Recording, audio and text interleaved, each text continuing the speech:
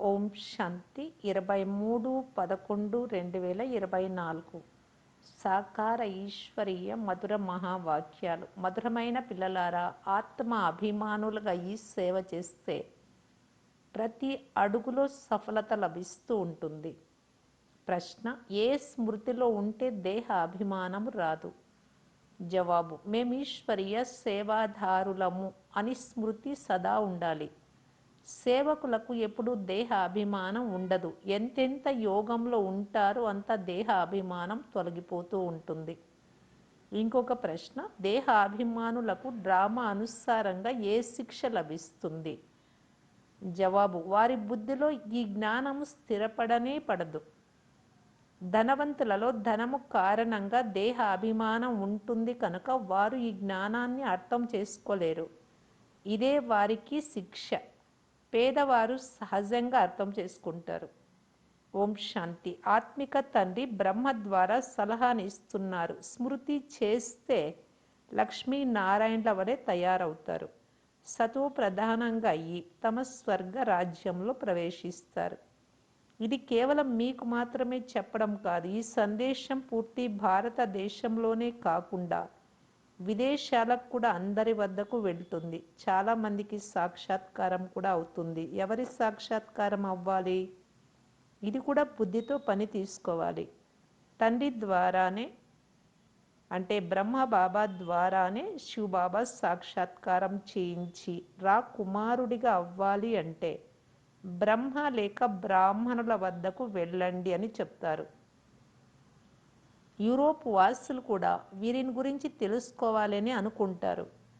భారతదేశం స్వర్గంగా ఉన్నప్పుడు ఎవరి రాజ్యం ఉండేది? ఇది పూర్తిగా ఎవ్వరికీ తెలియదు. భారతదేశమే స్వర్గంగా ఉండేది. ఇప్పుడు మీరు అందరికీ అర్థం చేస్తూ ఉన్నారు. ఇది సహజ రాజయోగము. దీని ద్వారా భారతదేశం స్వర్గంగా అంటే హెవెన్గా అవుతుంది. విదేశీయులదైన బుద్ధి కొంచెం బాగుంది, వారు వెంటనే అర్థం చేసుకుంటారు. ఇప్పుడు సేవాధారి పిల్లలు ఏం చేయాలి? వారికి ఏ ఆదేశాలను ఇవ్వాల్సి పడుతుంది? పిల్లలు ప్రాచీన రాజయోగం నేర్పించాలి. మీ వద్ద మ్యూజియం, ప్రదర్శనలు మొదలైన వాటిని చూసేందుకు చాలామంది వస్తారు. మీరు చాలా మంచి కార్యం చేస్తున్నారు అని అభిప్రాయము వ్రాస్తారు, కానీ స్వయం అర్థం చేసుకోరు. కొద్దిగా టచ్ అవుతూనే వస్తారు. అయినా పేదవారు తమ మంచి భాగ్యాన్ని తయారు చేసుకుంటారు. అర్థం చేసుకునేందుకు పురుషార్థం చేస్తారు. ధనవంతులు పురుషార్థం చెయ్యరు. దేహ అభిమానం చాలా ఉంది కదా, అంటే డ్రామా అనుసారం బాబా శిక్షించినట్లే అవుతుంది. అయినా వారి ద్వారా సందేశం వ్యాపింప చేయాల్సి ఉంటుంది. విదేశీయులు ఈ జ్ఞానాన్ని ఇష్టపడతారు, విని చాలా సంతోషిస్తారు. ప్రభుత్వ అధికారుల కొరకు పిల్లలు చాలా శ్రమ చేస్తారు, కానీ వారికి సమయమే లభించదు. వారికి భలే ఇంటిలో కూర్చొని ఉండగా సాక్షాత్కారాలు జరిగినా వారి బుద్ధిలో కూర్చోదు. కనుక పిల్లలకు బాబా సలహా ఇస్తూ ఉన్నారు. మంచి మంచి అభిప్రాయాలను సేకరించి ఒక మంచి పుస్తకం తయారు చేయండి. చూడండి, ఇంతమందికి ఇది నచ్చింది అని మీరు ఇతరులకు చూపించవచ్చు. విదేశీయులు లేక భారతీయులు కూడా సహజ రాజయోగమును తెలుసుకోవాలనుకుంటారు. స్వర్గ దేవీ దేవతల రాజధాని సహజ రాజయోగము ద్వారా భారతదేశమునకు ప్రాప్తి అవుతున్నప్పుడు ఈ మ్యూజియాన్ని గవర్నమెంట్ హౌస్, ప్రభుత్వ భవనంలో ఎందుకు ఉంచరాదు? అక్కడ సమ్మేళనాలు మొదలైనవి జరుగుతూ ఉంటాయి కదా. ఈ ఆలోచనలు పిల్లలలో నడవాలి. అందుకు ఇంకా సమయం పడుతుంది. ఇంత వేగంగా బుద్ధి మెత్తబడదు. బుద్ధికి గాడ్రేజ్ తాళం వేయబడి ఉంది. ఇప్పుడే శబ్దం వెలువడితే తిరుగుబాటు జరుగుతుంది. అంటే ఇప్పుడే శబ్దం వెలువడితే అవును, తప్పకుండా జరుగుతుంది. ప్రభుత్వ అధికారులకు ప్రభుత్వ భవనం, అతిథి గృహంలో కూడా మ్యూజియం ఉంటే చాలామంది విదేశీయులు వచ్చి చూస్తారు అని చెప్పండి. పిల్లలకు తప్పకుండా జయము కలుగుతుంది. కావున ఆలోచించాలి. ఆత్మ అభిమానులకే ఇలా ఇలా చేయాలి అని సంకల్పాలు నడుస్తూ ఉంటాయి. పాపం మనుషులంతా తెలుసుకొని తండ్రి నుండి ఆస్తిని తీసుకోవాలి, పైసా ఖర్చు లేకుండా అని కూడా మనము వ్రాస్తాము అని మంచి మంచి పిల్లలు వచ్చి సలహా ఇస్తారు. కావున ఉప ప్రధాని ఉద్ఘాటన చేసేందుకు వస్తారు. ప్రారంభోత్సవం చేయడానికి. తర్వాత ప్రధానమంత్రి, ప్రెసిడెంట్ కూడా వస్తారు. ఎందుకంటే ఇది అద్భుతమైన జ్ఞానం అని వారికి కూడా వెళ్ళి చెప్తారు.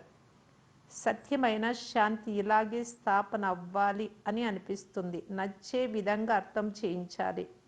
నేడు కాకుంటే రేపైనా నచ్చుతుంది.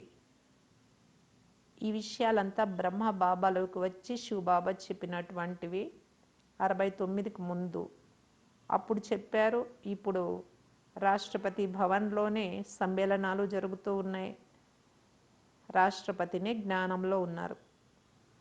ముందే చెప్పారు భవిష్యత్తు గురించి శివబాబా. గొప్ప గొప్ప వ్యక్తుల వద్దకు వెళ్ళండి అని బాబా చెప్తూ ఉంటారు. పోను పోను వారు కూడా అర్థం చేసుకుంటారు. మనుషుల బుద్ధి తమో ప్రధానమైనందున ఉల్టా కర్మలు చేస్తూ ఉంటారు. రోజు రోజుకి ఇంకా తమో ప్రధానంగా అవుతూ ఉంటారు.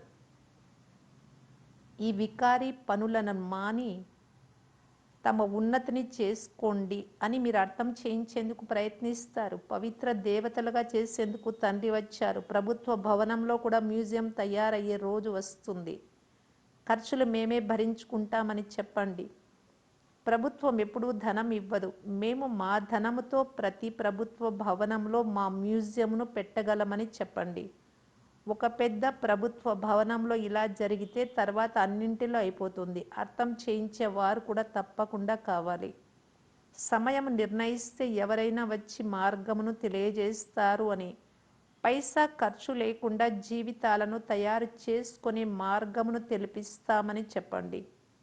ఇది ఇక ముందు జరుగుతుంది. బాబా పిల్లల ద్వారానే తెలుపుతారు. స్వయాన్ని మహావీరులము అని భావించే మంచి మంచి పిల్లలనే మాయ పట్టుకునేస్తుంది.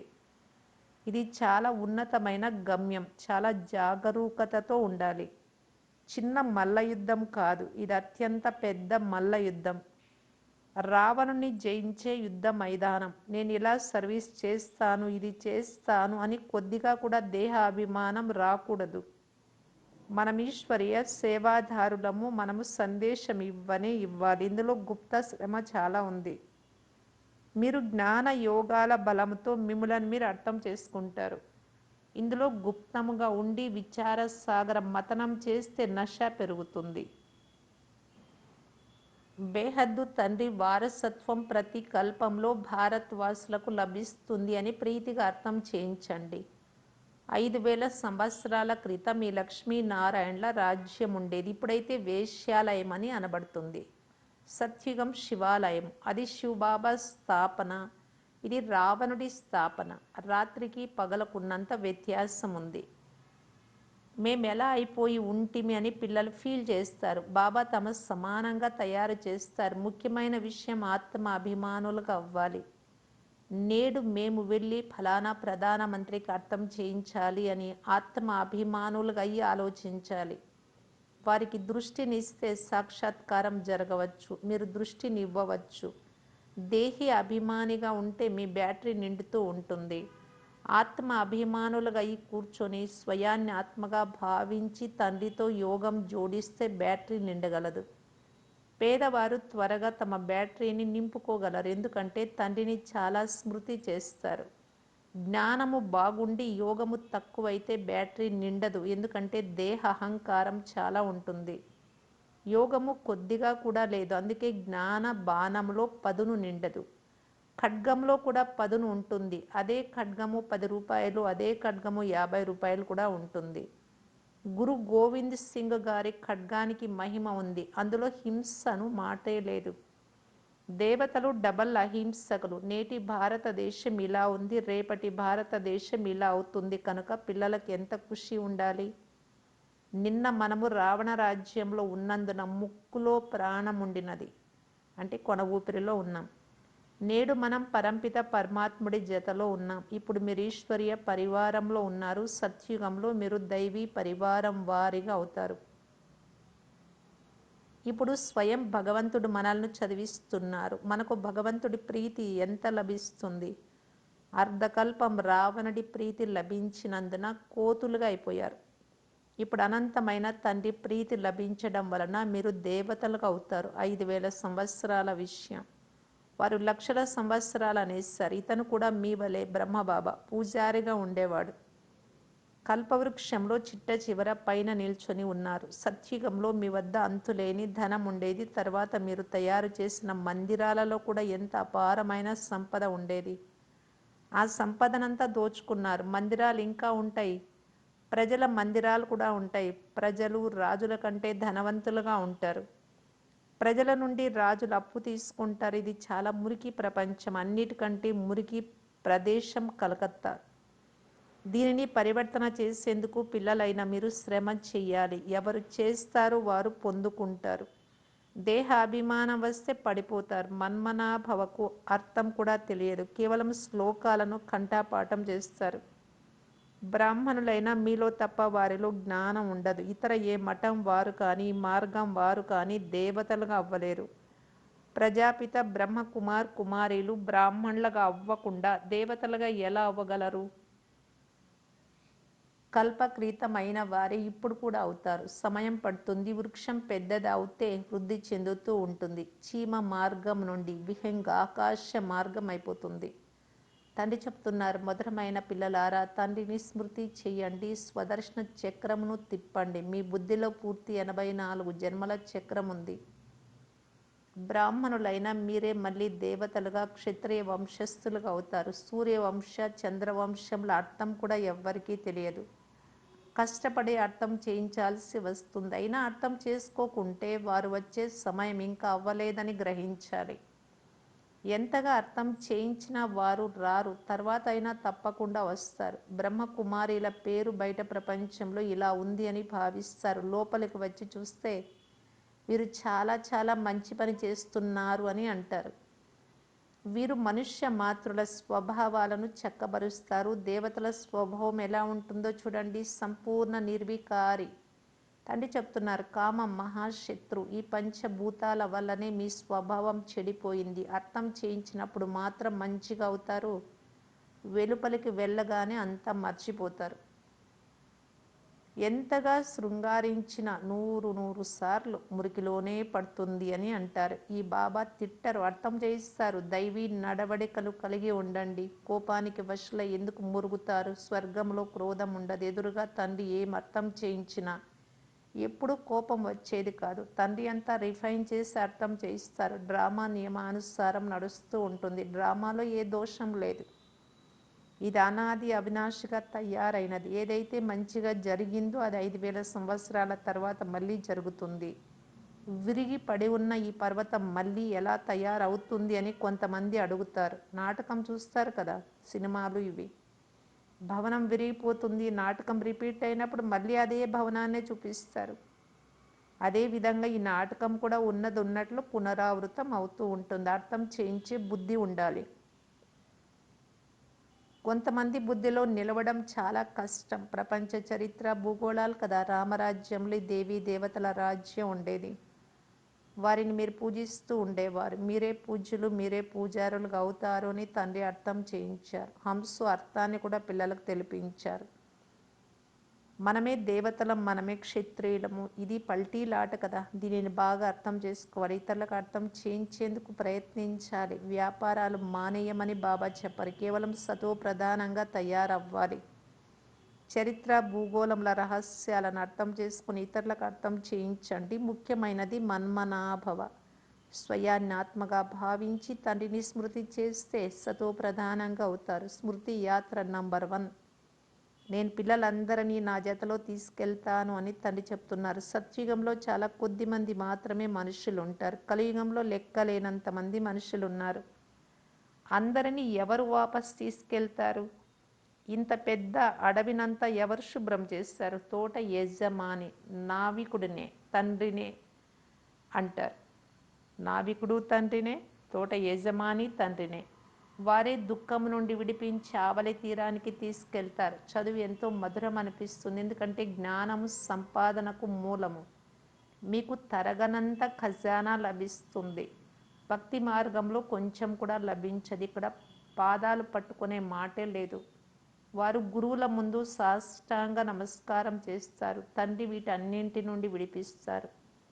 ఇటువంటి తండ్రిని స్మృతి చేయాలి కదా. వారు మన తండ్రి అని అర్థం చేసుకున్నారు కదా. తండ్రి నుండి వారసత్వం తప్పకుండా లభిస్తుంది అనే ఖుషి ఉంటుంది. మేము ధనవంతుల వద్దకు వెళ్తే పేదవారము మేము అని సిగ్గుపడతాం బాబా అని పిల్లలు వ్రాస్తారు. పేదవారైతే ఇంకా మంచిది అని తండ్రి చెప్తారు. మీరు ధనవంతులుగా ఉండి ఉంటే ఇక్కడికి వచ్చేవారే కాదు. అచ్చా, మధురాతి మధురమైన అపురూపమైన పిల్లలకు మాతాపిత బాప్దాదాల ప్రియ స్మృతులు మరియు గుడ్ మార్నింగ్. ఆత్మిక పిల్లలకు ఆత్మిక తండ్రి నమస్తే. ధారణ కొరకు ముఖ్య సారం. ఫస్ట్ పాయింట్, ఇప్పుడు మేము ఈశ్వరీయ పరివారానికి చెందిన వారము. స్వయం భగవంతుడే మమ్ములను చదివిస్తున్నారు. వారి ప్రేమ మాకు లభిస్తున్నది. ఆ ప్రేమ ద్వారా మేము దేవతలుగా అవుతాము అనే ఖుషి లేక నశలో సదా ఉండండి. సెకండ్ పాయింట్, తయారైన ఈ డ్రామాను కరెక్ట్గా అర్థం చేసుకోవాలి. ఇందులో ఎలాంటి తప్పు ఉండేందుకు వీలు లేదు. ఇప్పుడు ఏ నటన జరుగుతూ ఉందో అది మళ్ళీ పునరావృతం అవుతుంది. ఈ విషయాన్ని మంచి బుద్ధితో అర్థం చేసుకుని నడుచుకుంటే ఎప్పుడూ బాధ కలగదు, కోపము రాదు. వరదానము, తుఫానును తోఫాగా అనగా కానుకగా, పరిస్థితులు అనే తుఫానును కానుకగా భావించి సహజంగా దాటుకొనే సంపూర్ణ మరియు సంపన్న భవ. సంపూర్ణంగా సంపన్నంగా అవ్వాలి అనేది అందరి లక్ష్యమైనప్పుడు చిన్న చిన్న విషయాలకు భయపడకండి. మూర్తిగా అవుతున్నారు అంటే కొన్ని సుత్తి దెబ్బలు తప్పకుండా తగులుతాయి. ఎవరెంత ముందుగా ఉంటారో వారు అందరికంటే ఎక్కువగా తుఫాన్లను ఎదుర్కోవాల్సి వస్తుంది. అయితే ఆ తుఫాను వారికి తుఫానుగా అనిపించదు, ఒక బహుమతిగా అనిపిస్తుంది. ఆ తుఫాన్ కూడా అనుభవిగా చేసే బహుమతిగా అయిపోతుంది. అందువలన విఘ్నాలను ఆహ్వానించండి, అనుభవీలుగా అవుతూ ముందుకు సాగండి. స్లోగన్, నిర్లక్ష్యాన్ని, సోమరితనాన్ని సమాప్తం చేయాలి అంటే స్వచింతనలో ఉంటూ స్వయాన్ని చెక్ చేసుకుంటూ ఉండాలి. అవ్యక్త ఇషారా, స్వసేవ మరియు సర్వుల సేవ కంబైన్డ్ రూపంలో చేస్తూ సఫలత మూర్తిగా కావటానికి బాప్దాదా తెలియజేస్తూ ఉన్నారు. మీరు మాస్టర్, రచయిత, సంపన్న, సంపూర్ణులుగా అయితే ప్రకృతి మీకు స్వాగతం పలుకుతుంది. ప్రకృతి సఫలతా మాలలు తీసుకొని స్వాగతం పలకటానికి ఎదురు చూస్తూ ఉంది. దీని కొరకు కేవలం ఇది స్మృతిలో ఉంచుకోవాలి. విజయము మా జన్మసిద్ధ అధికారము. స్వప్నంలో కూడా ఎప్పుడు ఈ సంకల్పం రారాదు, విజయం పొందుతాను లేదు అని. మాస్టర్ నాలెడ్జ్ఫుల్ యొక్క నోటి నుండి తెలియదు, ఏమో అనే శబ్దం ఎప్పుడూ రారాదు. ఓం శాంతి.